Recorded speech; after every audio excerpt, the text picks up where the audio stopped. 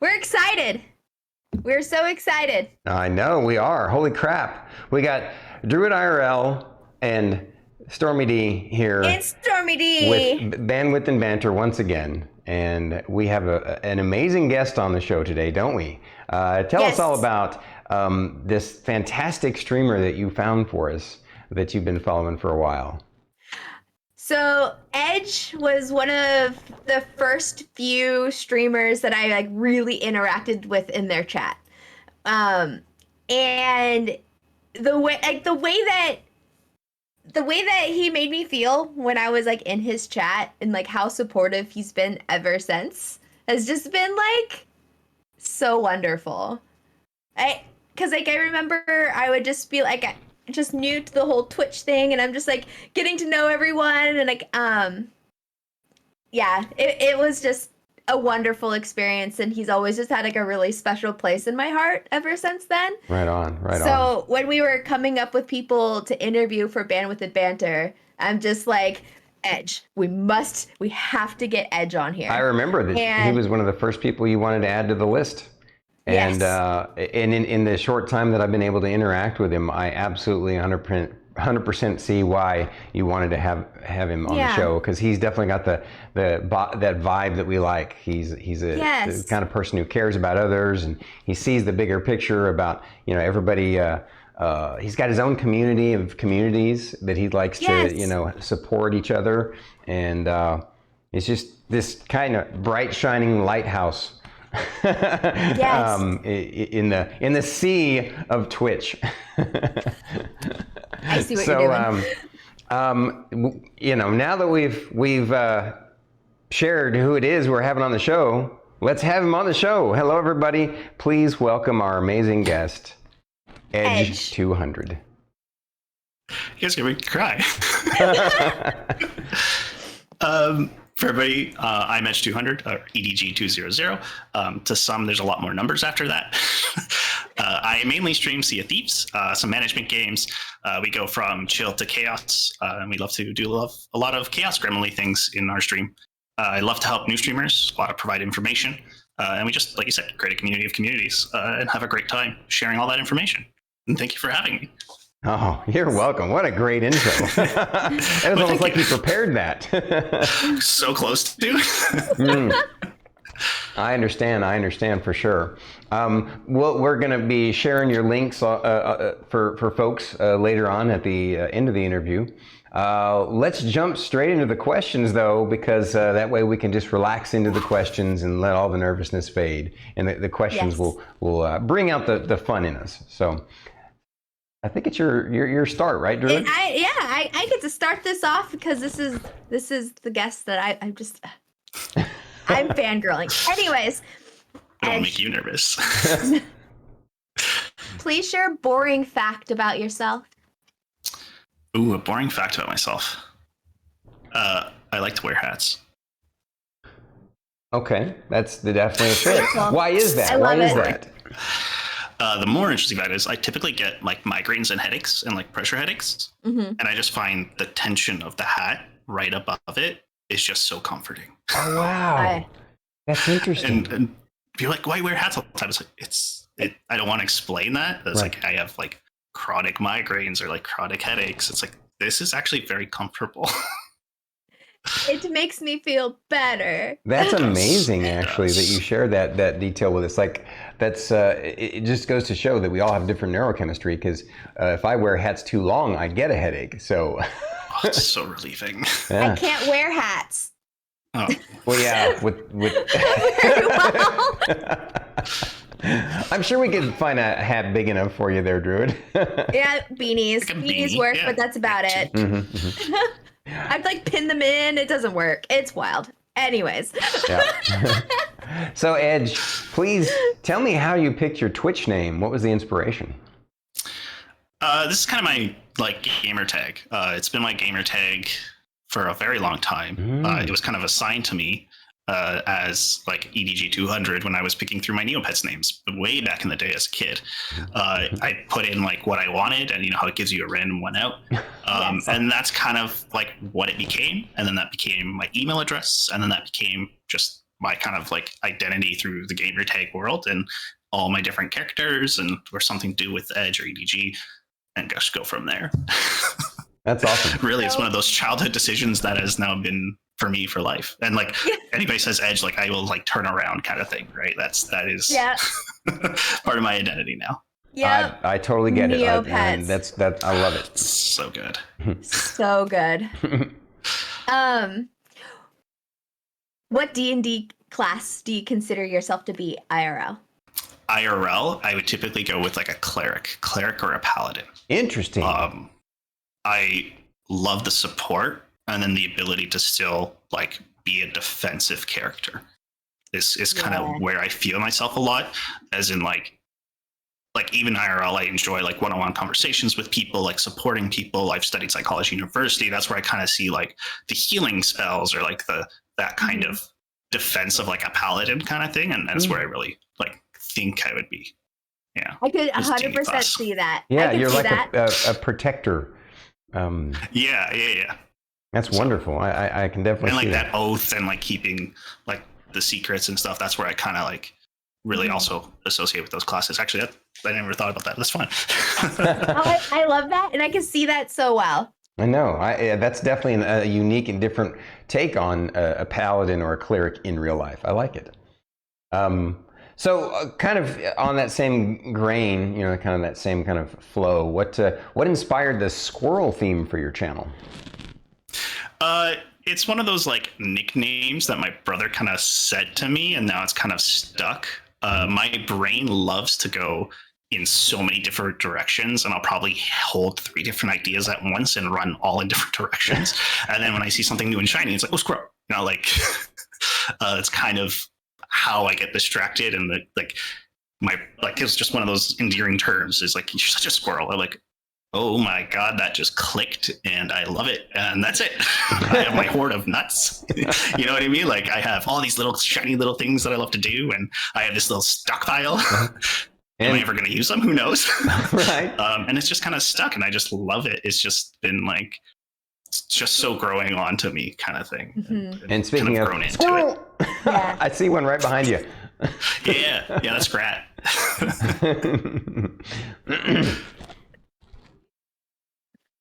How long have you been playing video games? And what was the very first video game you ever played? Oh my. That's a loaded one. I've been playing video games. I had an N64 as a kid. I think that was our first console. And that was, I think probably I was 5 or 6. So at least 20 years. I'm going to age myself now. 23 years. Wow. Or over 20 years. And then it kind of grew into like a family thing. So like we were only allowed to use the consoles if it was with friends or with my sibling. So like with my older brother, we could never like play alone. So it was always co-op games. Like P2 is like my secondary username. You know what I mean? Yeah. So like whether it was Donkey Kong or like Mario Kart or all that is like, okay, I was Diddy Kong to my brother's Donkey Kong or right. Like it was always P2. And then it kind of evolved into PC gaming where our dad got involved and we would LAN party. So like as much as I grew up on the old N64 games, I think the bigger game that I would associate with like my bigger intro into gaming would be like Command and Conquer, because my dad would be really into the real-time strategy games and we would LAN Command and Conquer, Age of Empires, like a lot of the real-time strategies. So I would say that would be like more my intro into gaming versus like little kid just playing. Into like actually critically thinking and like identifying as a gamer. Gotcha. Yeah. That's a super great one. Cool. Yeah. I have fond memories of LAN gaming as well. Command and Conquer, Warcraft. Not World of Warcraft, Warcraft. Okay. Warcraft 3 and Warcraft 2. And we never got into those. We stayed more into like, the Command and Conquer and the Age of Empires, like historically, like more established kind of thing, if like an actual, not fantasy. But yeah, there's a lot of fond memories. Like one year, our mom got us like a telephone because we'd be yelling to each other's rooms where our PCs were. And my mom was getting so fed up with it. She just gave us like a landline, like a fake little landline that we ran from our room to my like dad's room. And we would just like ring it. He'd pick up. He's like, hey, move your troops to over here. That's great. It was just so funny. Mm-hmm. It's amazing. I love that so much. Oh, it developed a whole different dynamic after, because my brother and I were within like shorter earshot of each other. So we're like, okay, how do we like team up against Dad? Because he doesn't know our plan until we phone him. That's some great stories, man. That is amazing. Yeah. Holy crap, dude. Oh my God. Yeah, it was this little like jumpy hang up phone kind of thing. It was so funny. So switching gears a little bit here, can you share the least interesting place you have traveled to? My backyard. It has to be like out of state or something. Yeah. So for me, I'm in Canada. So okay. Least interesting place. Oof. There's definitely some like least interesting places upstate New York, like outside of like Buffalo and stuff like that. It's just like, oh, there's a gas station. Yeah. Especially with like long road trips and such. Mm-hmm. It's just like, yeah, this is copy paste. It's just cool. So I would say, yeah, definitely along the highways in upstate New York when we're traveling, there's like just trees and nothing, and then just the gas station. Wow, yeah, that's just imagine in Oklahoma and in Texas, it's 10 times worse than that, because it's nothing and nothing. There's no trees either, just miles and miles of flat, dusty nothing. Dusty nothing. I look forward to it maybe one day. No bother. To trump my most least interesting place. You got to upgrade that least interesting place. Yeah. It's a spectrum.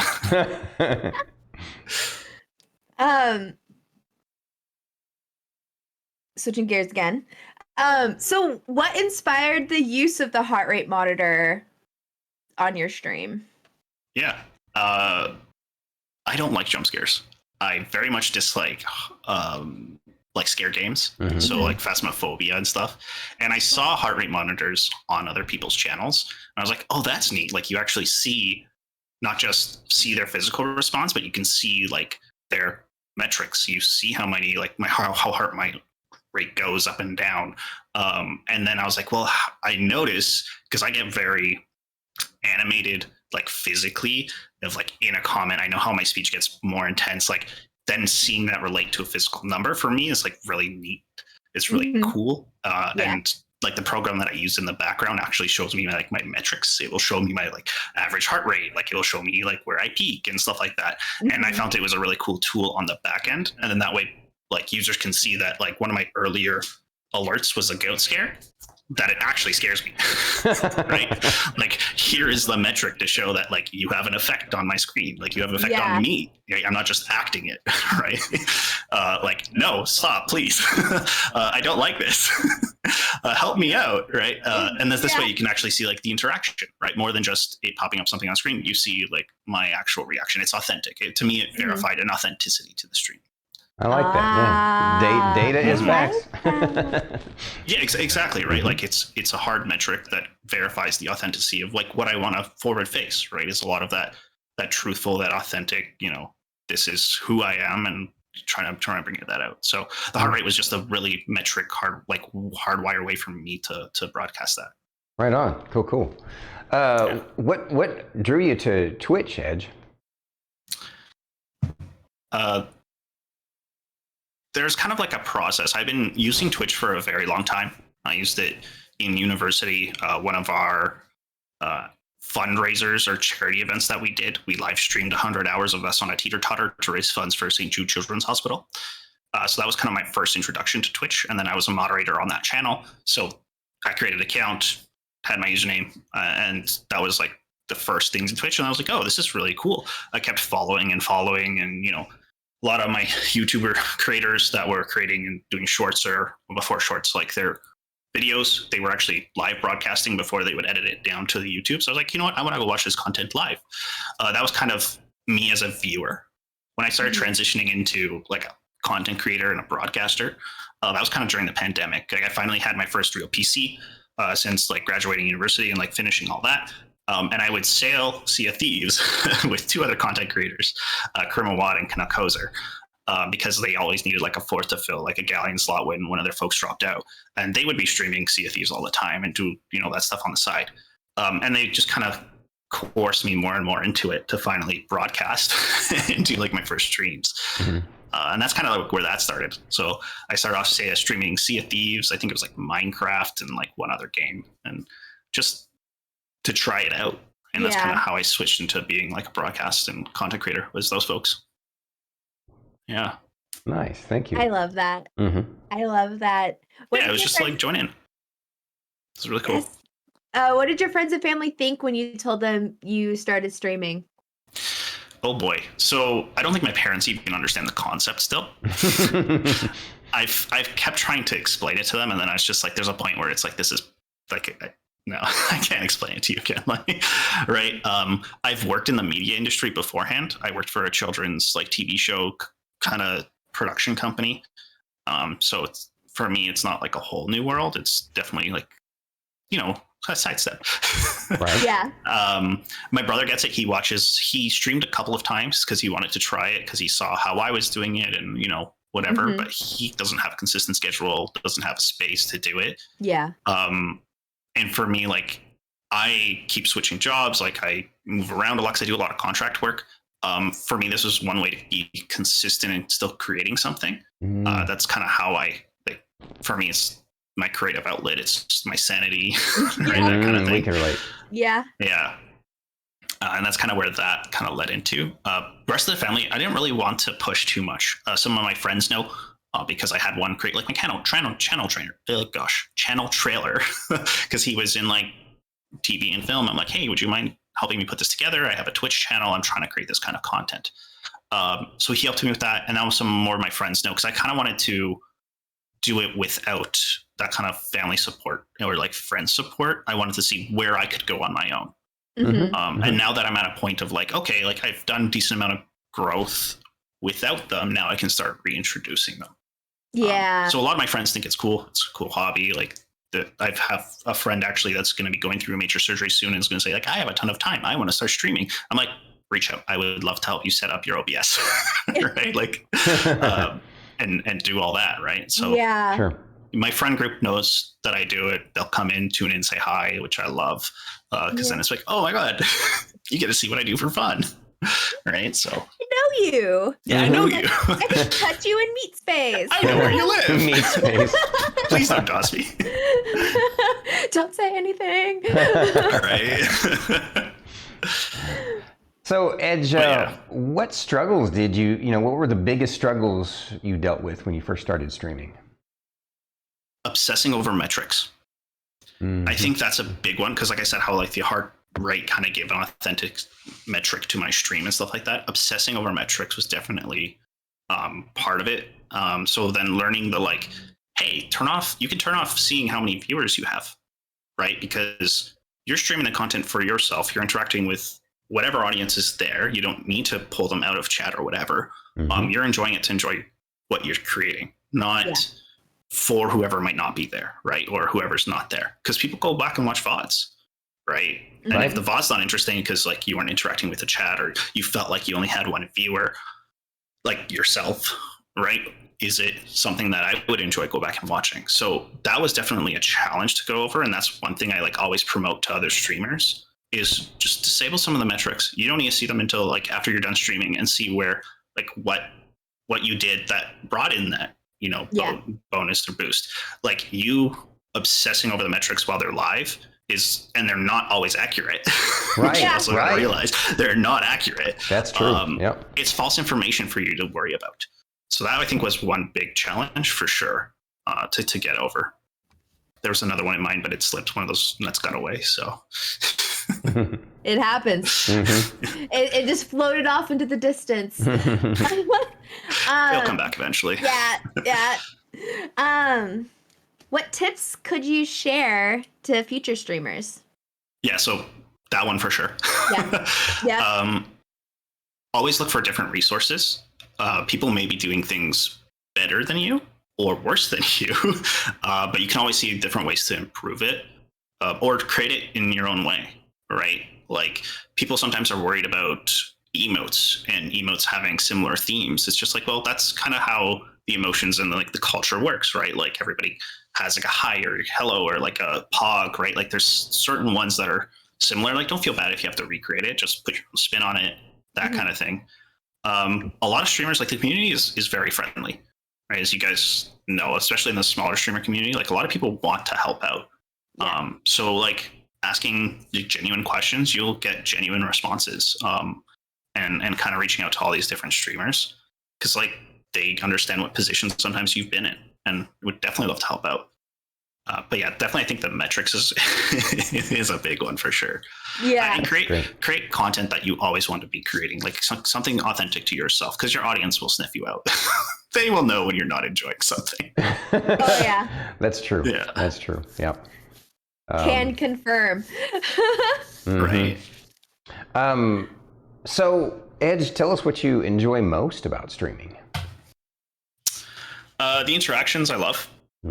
Always getting to like meet new people, like co-creating is definitely up there. The people I've met, like because of interactions through stream or like meeting them exactly like on the Sea of Thieves, for example. Like Tommy and I are now friends for almost 2 years because of we met each other in a random interaction on the seas, found out we were both streaming at the same time, and then like now we're a consistent crew Thursday nights, you know. So that community has definitely been such a cool aspect of it, and like seeing people come in, say hi, even if it's like once a month or something, you know, whatever it is. See, oh, how you been? Like, what you been up to? You know, come back and check on like what I've been doing. And like, hey, look, there's a new shiny thing in the chat or in the channel. Like, here's a new command. You know, like, oh, we have newts now. Right? like it's a really cool way to see like progress and development for me. This is over time. Yeah. I love to like pop in and just take a little peek-see. Exactly. It's great.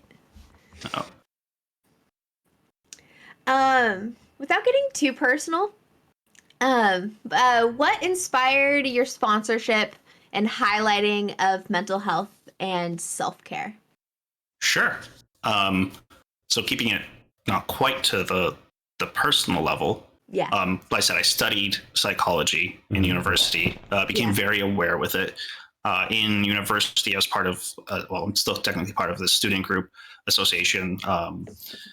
And a lot of the members struggled in understanding the different struggles, and kind of being that paladin or cleric that people would turn to kind of gave me a lot of personal experience with it, as well as like childhood experiences of understanding kind of the mental health aspect of it, and just creating the different like safety spaces and being trained in that through university and kind of being, you know, exposed to it.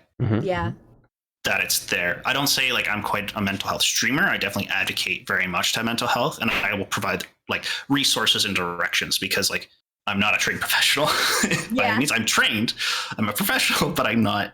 I can't always be your support, but I can help you definitely get to support. And that's what I think is a big step, and like sometimes a step that people miss is like, well, I don't want to go to that. I'm like, well, it's a good resource. Like you can look it out for sure. There's different ways to access it. And I think it's just so critical in our day and age, right? Like we're dealing with so many different traumas, whether it be like a global trauma, like past family trauma, current environment trauma, like the shared trauma of going through a mass pandemic. You know, there's all these things that start layering onto us, and we never have a time to process it. So having a space you can just chill out, enjoy, watch, whatever, have access to resources if you ever need it, I think is always like a good thing. Agreed. I love that so much. Agreed. It's one of the things that I was really impressed by about your channel once she told me that she wanted to have you on the show. You know, checking out that in your about section that you offer, you know, those kinds of connections, and that you bring it up at all. I think that's wonderful. Yeah, and the fact is, like exactly what you said, it's there, right? Might not everybody need it, you know, may somebody never need it. That's the hope, but it's there if somebody ever does. Right on. So switching gears again, what is your favorite game you have played on stream other than Sea of Thieves? I am currently on the enjoyment of Forewarned. I like I said, dislike horror and jump scare games, but there's something about Forewarned right now that just has me hooked. Oh, wow. And I hate it, but I love it. Wow. Right? Like it's one of those, because I dislike Phasmophobia just as like a game in general. I don't want to like mess with that and the superstitions. Like I nope. Stay far away. But something about the puzzles in Forewarned, like the interactions, the cooperativeness, right now, that's my obsession. Like I really enjoy it. And I have a good time with it. So right on. Before that, like I enjoy like my chill build days when I do like a city management or colony planner or something, where it's just hang out. I have music chilling in the background and we just try to brain stuff and create something as a community. Be like, hey, have you tried like looking at this, or share in my Discord, like try, like this is inspiration for this kind of building or something. Yeah, those I enjoy consistently because for me it's very relaxing until sudden alert. Until an alert comes up and you're just the little chaos gremlins show up. Then there are a lot of them, which I enjoy, right? Like it's that break in that monotonous. So yeah. Agreed. Yeah. It's like a necessary bit of feedback as a streamer that you need sometimes. Yeah. So you kind of touched on this already, but I'm still curious. Like, so how did your friendship start with the Tommycocks? Yeah. So I believe he was on like Brigantine, and I was solo streaming that day. And we were both playing Sea of Thieves. I saw a group of people gathering at the Reaper's Hideout, which is where you cash in like stolen treasure. And I saw that they were in an alliance. And here as a solo player, I'm like, I just want to cause chaos. Like, how am I going to blow up this keg on them? So I was like, well, let's go scout it out and see what's going on. And I believe their crew was hot mic'd because they were talking with the other crew. So hot mic means that you can hear them in game talking to each other. And started making friends, and I was like, okay, well, I'll turn my ship around and like fine, like they're friendly enough, we'll chat and just start talking. And then that evolved into the three of them. I believe it was Oso, Sarah, Gristle Media, and Tommy already into my channel while I was still live. And then they hung out for a bit, and then Tommy came back for to chat, return chat, and we just started talking. I'm like, well, I have space in my crew, do you want to join? So then we started sailing together. And Captain Teriyaki joined as well, because then he was a friend with Canuck Hoser, who was in part of our other crew, and we just all enjoyed playing the game. Yeah. So we just started like establishing a crew, and then it's just been, one sail after another, and like 1,500 hours into the game later, all of our achievements are like kind of lined up because we've done so much of the game together. Minus finding a shrouded ghost, which doesn't exist, but that's fine. I'm not sour about that at all.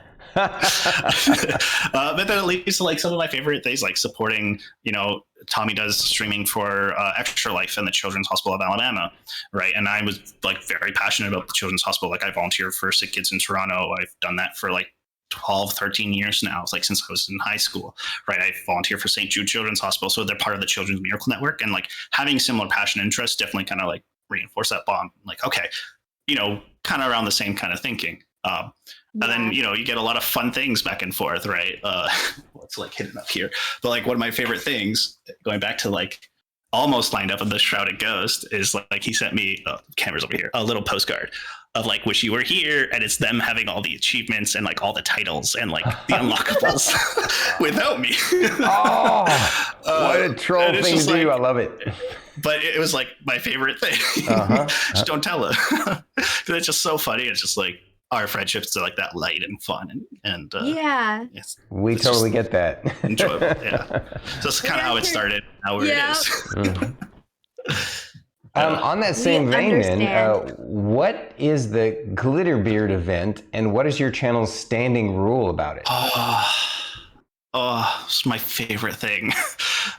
So in Sea of Thieves, there's a special on like secret achievement / event hidden throughout the sea of these Glitterbeard journals, and they commemorate a past developer of the game and community of Sea of Thieves member who passed away during the game's development cycle. So there's a song that kind of tributes to him, and then there's a spot in the game of where you need 8 people to activate. So it kind of emphasizes that cooperative friendship that the person stood for, kind of thing. Yeah. So you gather 8 people, you stand around this tree close to sunset, you start playing the song, and then a whole ambience kind of sets in. And it's very emotional understanding, like it's a tribute to who it is and what kind of that surrounds.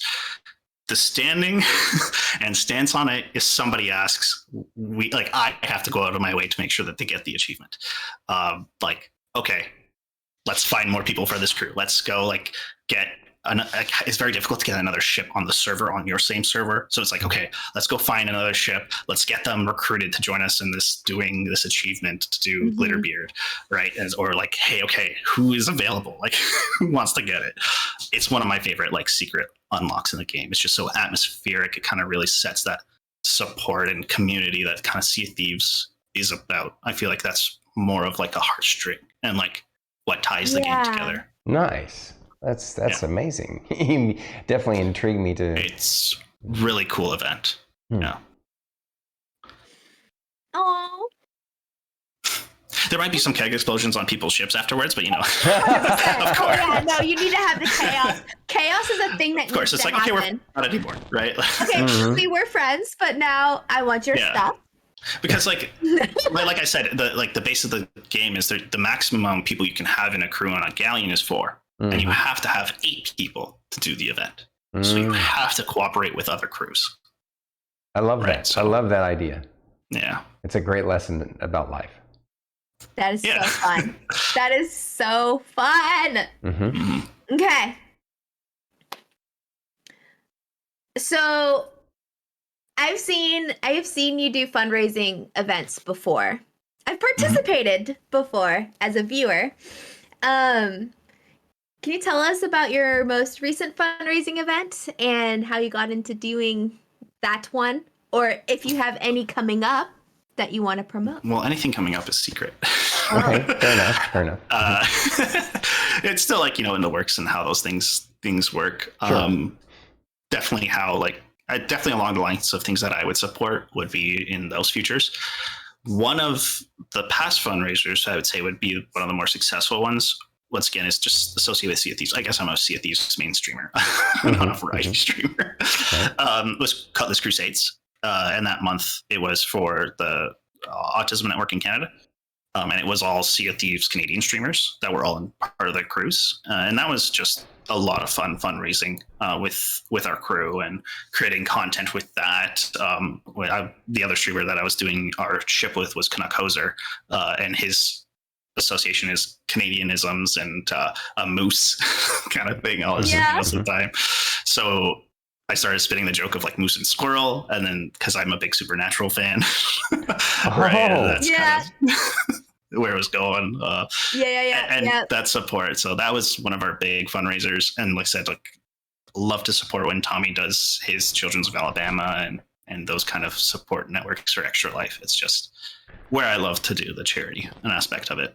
Yeah. So it's cool that you mentioned that you're a Supernatural fan. We're getting off slightly off track here a little bit, but I too am a Supernatural fan. Watched all 15 seasons, and so I have to ask real quick, briefly. I'm throwing this question in here. Sorry, Druid.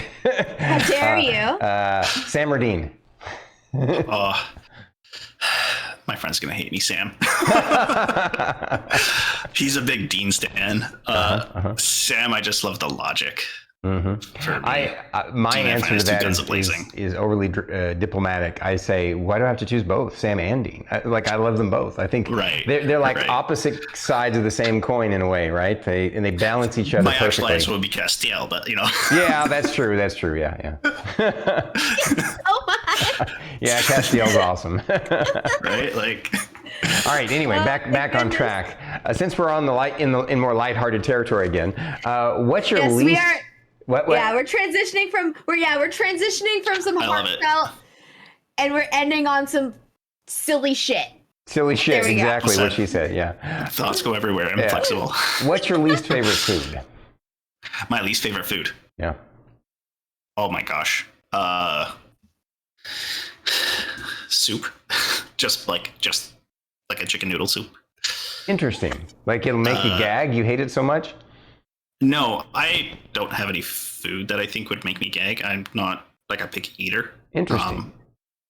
Currently, I'm on a diet for like things that I'm not allowed to eat for like medical reasons. Yeah. Sure. Which is like somewhat upsetting, but like also okay. Like I can live without it, right? Like I can't eat more than meat. So I'm like, dang, I love liver and onions. You know, I was like, I can live without it. Oh no. But there's nothing that like I get a crazy reaction to that I just don't enjoy. At least like just something that's bland is really like I would say my least favorite. Gotcha. Sure. Makes Like sense. just the salt and pepper. That's a good answer. I can't handle pickles. And Yes, I really. will stand by that. About this. Yes. I will stand by that forever. But there's Yeah. so many variety of pickles. Her visceral reaction to pickles is my same reaction to beets. Blech. Oh, okay. Oh, you know what? Coriander would definitely be on that list. I'm growing a taste to it, but there's like genetically, you either taste coriander and taste like soap, or you taste coriander and actually taste something good. Now I For want to go you actually get some Americans- coriander and try it and see if that's. Yeah. No. For you Americans, he's talking about cilantro. Yes. Yeah. What? They call cilantro coriander everywhere else in the world except the U.S. So how come I have like literally But this coriander in a spice bottle in my? That's the seeds of the cilantro. Of the green plant. Really? Yeah. I had no idea. So coriander. There you go. See, I told you There you guys. go. I got you. I'm cultured. Thank you. Nice. Yeah, and it's just like genetically, people's like taste buds will like associate cilantro to soap. It's nothing that they are not refined, not taste. It's just purely. You don't have to change it. You don't have to change what you call it for the rest of us. I already got you. The rest can translate. It's coriander. So Coriander is the seeds of cilantro, and then once it grows, the little green things, because they taste so completely different to me. Yes. Interesting. Yes, the leaves, because then people are like, "Oh, it's salsa," or like, there's another name, parsley. Yeah, that's a different plant. Right, parsley is a different plant for sure, but a lot of salsa is made with cilantro for sure. Yeah. So the seed of the cilantro, we call it coriander, and it's a spice as well. It's a spice. But the cilantro leaves, everywhere else in the world still calls it coriander. Nice. Very cool. But cilantro leaves is anyways, I'm done. I got you though. Thank you. I translated. The border needs a lot of translation sometimes, so I get it. Tommy and I hit this wall all the time too. That's become our like running joke, especially with like Canuck Hoser and stuff like that, is like we do things metrically. So Canuck will sometimes say left when he means the right side of the ship, and he was like, "Oh no, it's metric right." Metric right. Yeah.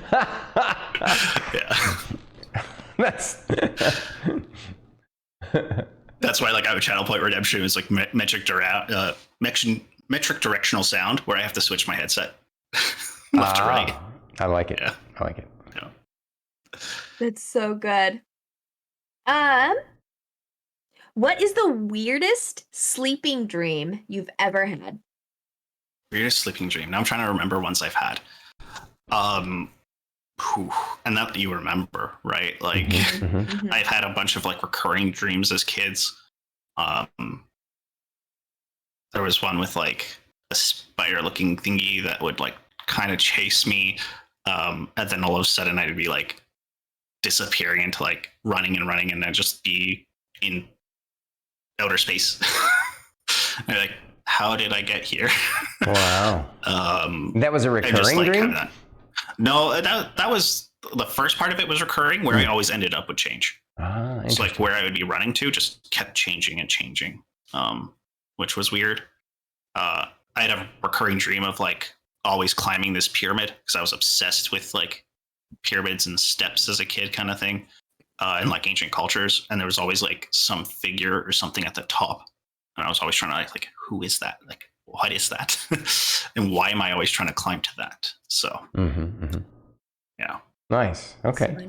So here's a question for you that now, after we've had most of the interview, we're wrapping up the last two questions. They're fun questions, and then after that we're gonna be doing the final intro of you and share stuff with folks. But I'm jumping the gun here.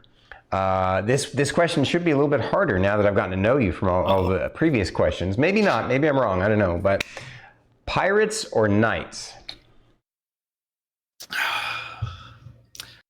Do we have a definition of knights? Well, like a paladin is a knight. Yeah. This is where you get me toward. I love pirates. I love the freedoms, the liberal freedoms that they had, like historically. Right. Yeah. Right. Like their right to territory, like their own, like non-ownership, right? Like how they inherited, how they were able to have different kinds of marriages, like that social and liberal freedoms. Definitely 100% like aboard. Where I get stuck with the knight one is like I'm very much about like loyalty and the like oaths and having like a stand for something. That's where I feel the discrepancy between like not all pirates, because like you think they're freedom and rebels, but they definitely have loyalty to their crew and stuff. So I would say pirates over knights. But I believe in like that kind of camaraderie and like brotherhood, and I feel you could get both on both sides. Yeah. Right? So too hard of a question. It was supposed to be light and fun and pirates. No, pirates, I dissect things a lot. Once again, squirrel. Like I'll just. No, it's beautiful. It's beautiful. Don't say sorry. Don't say sorry here. That's my Canadian. Yeah, that's right. sorry. That's right. That's Forgot. So in a way, by saying pirates, you're also acknowledging that you prefer knights because you're protecting your community. Because you're standing with them by saying pirates. Yeah, they're part of my crew. I don't know. I'm just kidding. They're my little scurry. Right. Little scary. All right. Collection of squirrels. Your little squirrels. All right. Final question: chocolate chip or oatmeal cookies? Chocolate chip. Cannot hesitate on that one. Right. That's easy, huh? I have my snap, own like chocolate chip recipe yeah. now. Thanks to the pandemic. It's just, I can't. I like oatmeal cookies, not that much. Chocolate chip. I like oatmeal cookies with chocolate chips. I don't like raisins in my cookies. But I can do like an oatmeal chocolate chip. Why is there a fruit in my cookie? Why is there fruit? Why are you trying to make my cookie healthy? You and Starkity have that in common, Druid. She doesn't like raisins either. So no. Whereas I would probably lean towards chocolate chip cookies as well, even though I can't eat chocolate anymore. So I guess now I'd have to lean towards oatmeal. But I would want them. I would want the raisins in the oatmeal. So. Yes, Scene, yes. All right. So now we've come to the section of the interview where, since we've wrapped up all the main questions, we're going to open up the floor to the audience, to you. Your audience members can ask questions of you, of us, and then vice versa. If there's any interesting questions that come to your mind that you want to know about us or your folks in chat, let us know. Yeah, I'm typically open. And this is also where Druid is going to share all of your. We're going to one more time. I already did it. You did it? You already did it? I already shared it in chat. Okay, guys. For sure, go drop a follow. We got to support amazing people like Edge on Twitch. So for sure, check them out, and we appreciate you. Yeah. Ilt has a question. It looks like. Do you have a picture of your gaming setup or streaming room? The panels behind you look cool. I don't. These panels behind me, I made with my brother. They are like budget way of doing this. They're a Govee light system that I have like run the lights behind dollar store picture frames, painting canvas. Oh. And then glued styrofoam on top the audio panels, which were probably the most expensive part. Nice. Very clever. So yeah, and then they used to change with my stream. For some reason they disconnected. but they change color and stuff like that too with interactions on stream. No to the rest because my area space is so messy. But I have all my specs in my channel. But yeah, pretty much I'm in like a little corner of like a room, and it's kind of what I do. But maybe I'll post one. It's very messy. I have like my magic cards and stuff set up on one side. I have like my notepad over here. Oh wait, now my ear perked up on that. Magic the Gathering cards? Yes. Oh man, you and I and Fate can bond on that. How long you been playing MTG?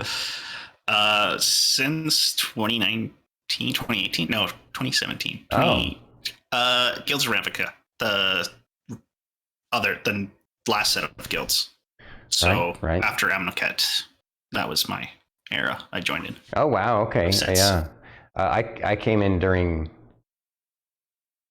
Judgment, I think. Okay, yeah, I was like War of the Spark area. So I worked at a board game cafe, and on Sunday nights they had Magic Draft.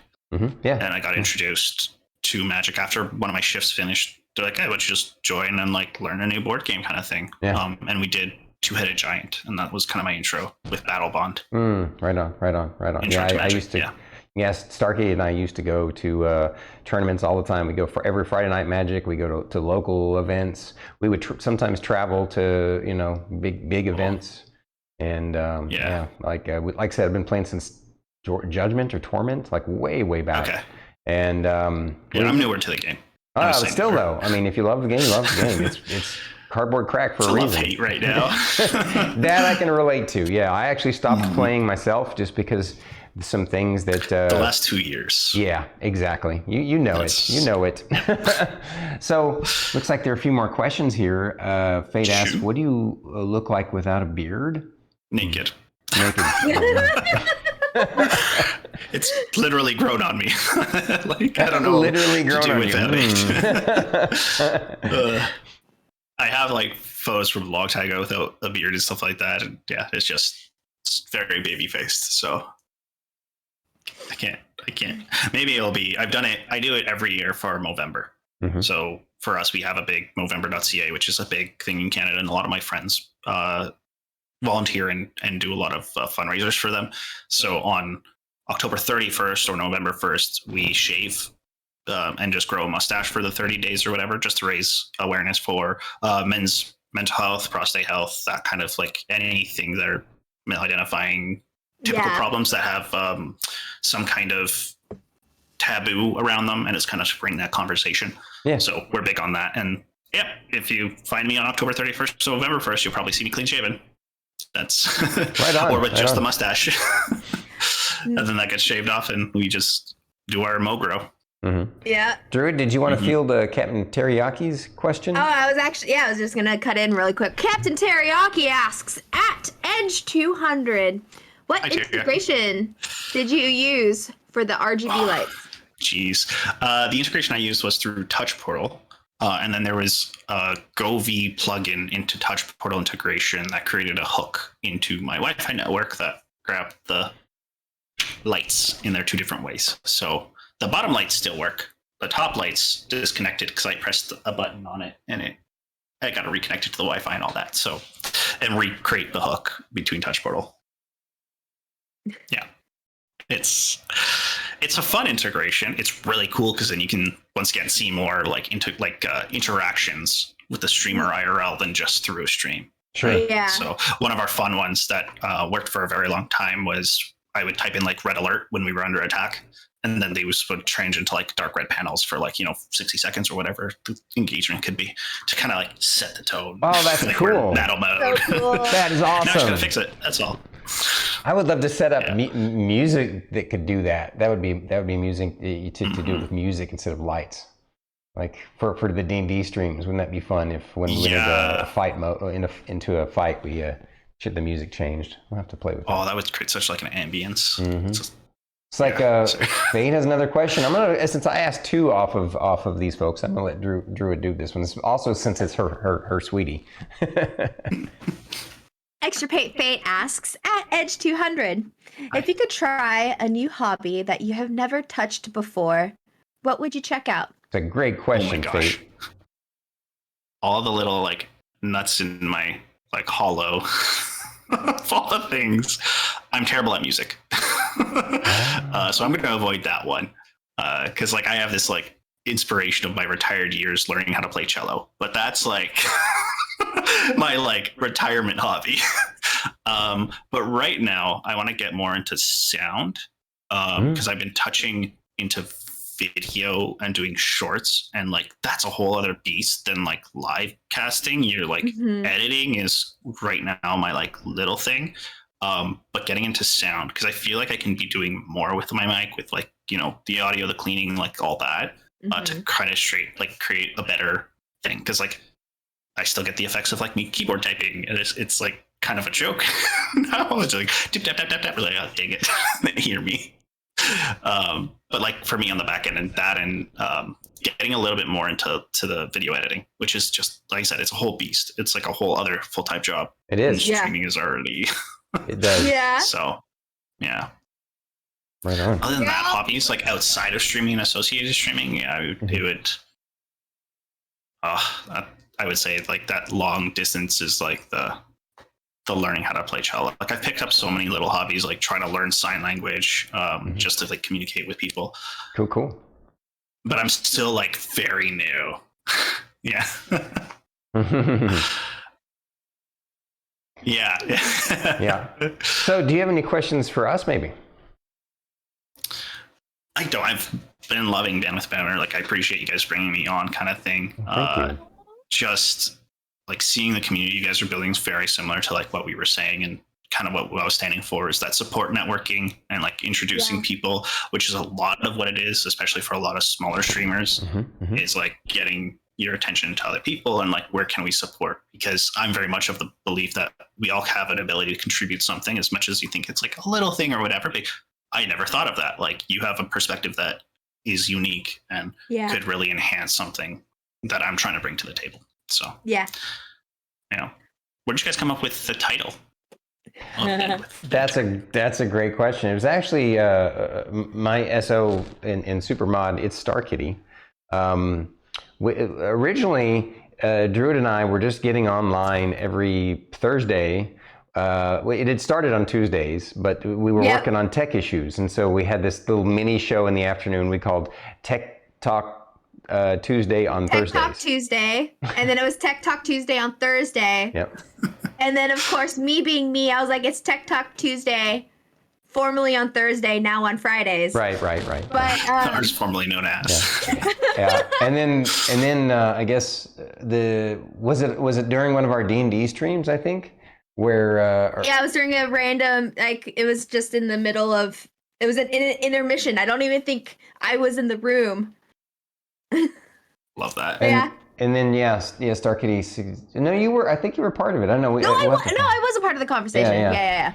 And it just ended up being, like Star Kitty suggested that we're like bandwidth and banter, and I love it because that's what we're doing. We're literally sharing our bandwidth with each other, right? Both literally with our internet bandwidth, and figuratively our mental processing bandwidth, our creative bandwidth, right? Our energy bandwidth, our emotional bandwidth, and then but we're also all about the banter to help bring each other up and bring joy and make each other laugh and have fun. So I think to circle back to that one of those earlier, and this is where I forgot to mention, like the streaming without the analytics and stuff and other like tips for streamers, like literally a notebook and a pen, like just next to you while you're streaming to write down those like little spur of the moment things. Like it's just so helpful. I literally have like a book of like all the different ideas and things that have popped into my head. I'd be like, oh, I need to go fix this. So I'll write it down. Or like, oh, that's a great idea for an alert. Like I'll write it down. Notes. It's a little streamer notebook or journal or whatever you want to call it. You're like, oh, okay. And I can just go back and double check it out. Or like, oh, I forgot a timestamp where I was to go get this clip. I'll write it down. Yeah, I do the same thing for D&D actually. I like have stacks of notebooks, and every campaign that I do has its own notebook, and sometimes multiple notebooks depending on the campaign. But it's like Sometimes inspiration will strike you in the oddest of times and places. Yes. So. Yeah. And it's good because you don't want to lose those moments. So having a way to capture it. Mm-hmm. Exactly. Yep. Mm. Yeah. Go ahead, Druid.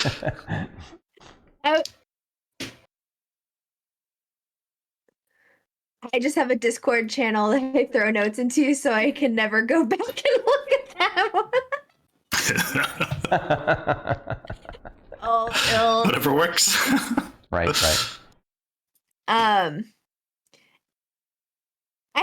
So I could be totally wrong, but I had like when Stormy and I were sitting down, we were coming up with the questions and everything. I just had this like feeling in my heart. It could be wrong, but I feel like you would have like really good jokes. Can you tell us your favorite joke? But you could tell me I'm wrong. You could tell me I'm wrong. Are we a PG-18 channel? Yes. Okay. No.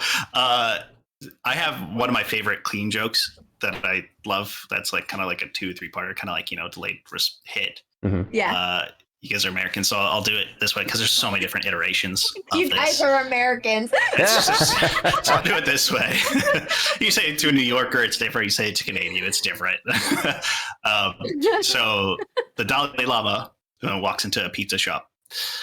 He sees a special for a pizza, $18.75, whatever it was, for as many toppings as you want on a pizza. So the Dalai Lama goes up to the guy and is like, "Make me one with everything." These guys, fine, okay. Right, it's the Dalai Lama.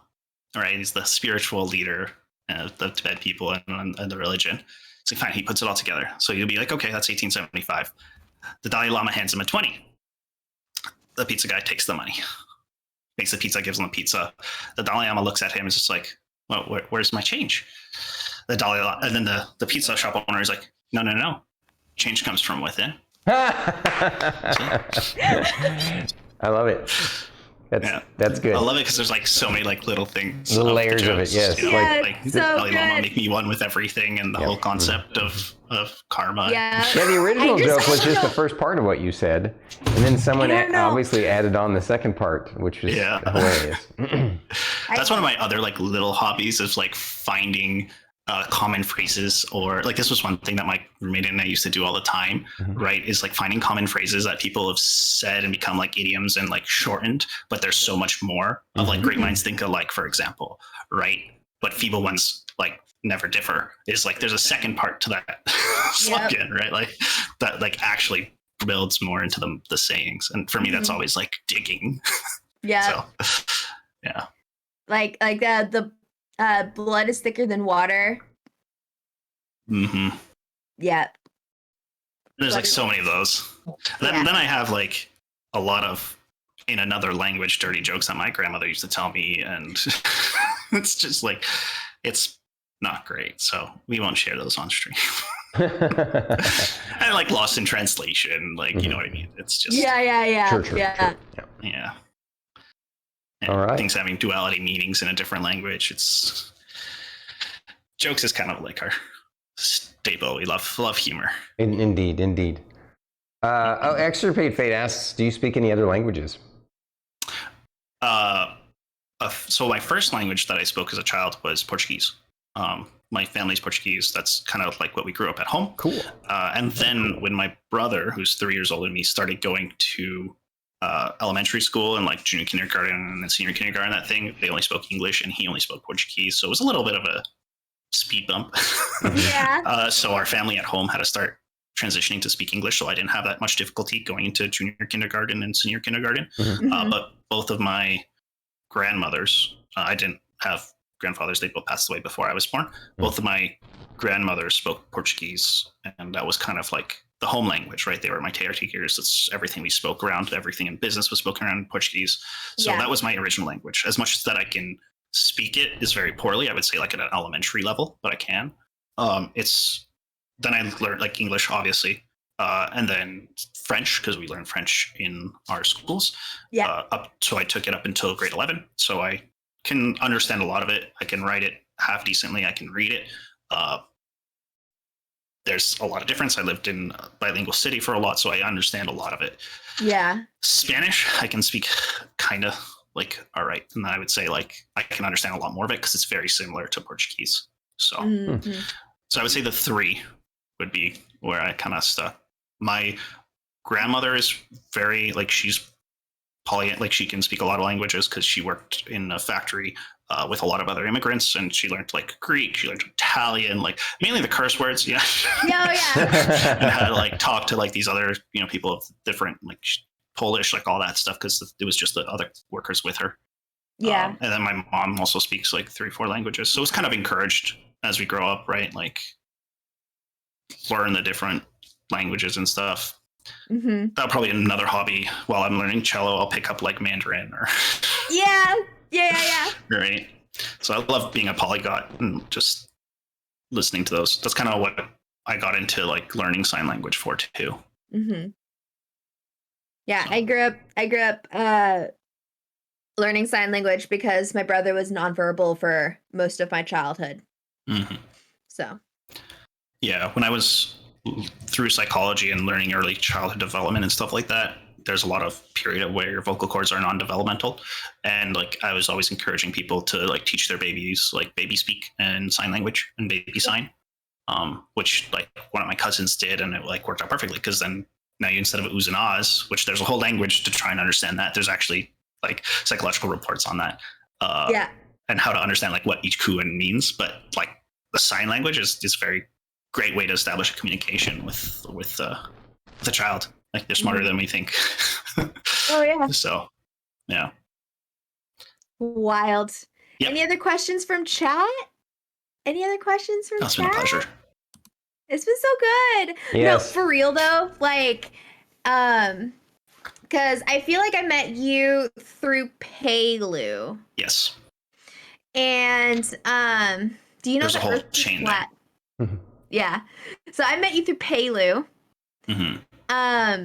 And yeah, so like when I was first on Twitch, the only chats that I really interacted in at that time was Josher, Paylu, and then you. And then I ended up meeting Iltasine, and I kind of would like pop in and lurk with Iltasine. And so yeah. So I have it. My eye. I have something in my. But yeah, so I just. So like on my like self-development as a streamer, I ended up finding another streamer who I guess Paylu was submitted to as like a stream review, and I was like, I like their vibe. Like I'm gonna go check out this channel, and then that's how I found Paylu and like hung out with them because I was watching like okay like. I want to see this development and like how they've improved things or whatever. Because that was my like quest to do personal development and like learning how to improve my stream and asking those questions. And that's kind of where I found like a space to do it, being like, love your vibe, love to see what you do. Like, how? Yeah. So, yeah. And that's been a great journey to be a part of. So, yeah. Well, it's been an honor and a pleasure to have you on the show. I'm so glad that Druid brought you on the show, that she suggested you, and that we could finally sync up our schedules. Yes. Really appreciate you spending some of your afternoon with us, because I know you could also have been streaming in this time. And that's tonight. Yeah, but now our community of communities got to see you, and vice versa. And more importantly, we'd like to highlight people like yourself who shine brightly on Twitch. And we're gonna keep going forward. And I really appreciate it. Thank you. Thank you so much. If anybody has any questions too, drop by my chats, Discords, whatever. Yes, make sure you guys go follow. There's his YouTube and his Twitch. Go check it out. Subscribe on YouTube. Follow on Twitch. And we gotta support each other. That's how we get there. Thank you, and we'll see you later, brother. See you. Thank you so much. See you, Edge. Oh my gosh, Druid. Thank you so much. You're so right. I mean, I had no doubt. I never doubt you. You have these great instincts about the people that we want to have on the show.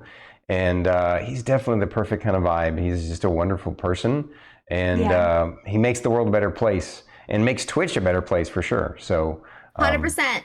100%. Like, guys, this is what we're all about here, finding amazing folks like that and highlighting them. So be sure to check them out and help support them. Who do we have on the calendar for next Friday? I believe it's Goblets and Warlocks. It is. I think it's Goblets and Warlocks. So I believe it's Goblets and Warlocks. Yeah. So be sure to tune in next week, fellow D&D streamer, Goblets and Warlocks. Of course, after today, in roughly an hour and a half or so, Druid's going to be online streaming again. So be sure to check out her personal stream this afternoon. And then No I'll be idea what online. I'm streaming yet, so we'll see what happens. Say that again. I said I have no idea what I'm streaming next. We'll see what happens. Right on. All right. You mean just chat, whatever. Just chatting. All right. Thank you guys for tuning in for another episode of Bandwidth and Banter. We love you all so much. Love you guys. Have a good one.